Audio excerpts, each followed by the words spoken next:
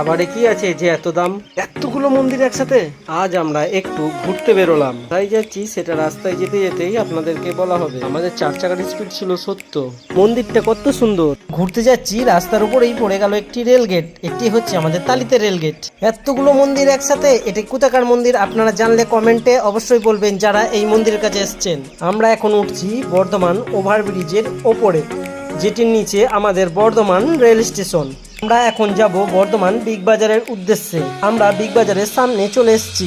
আমাদের গাড়ি পার্কিং এর সাইডে জায়গাটা দেখুন কত সুন্দর। আমাদের ঘোরা কমপ্লিট, তাই আমরা বসে পড়লাম হোটেলের মধ্যে খেতে। হোটেলের নাম 16 আনায় একটু বেশি। খাবার আসতেই আমি অবাক, ওয়াও এত সুন্দর থালি। এই থালিটার কত দাম হবে?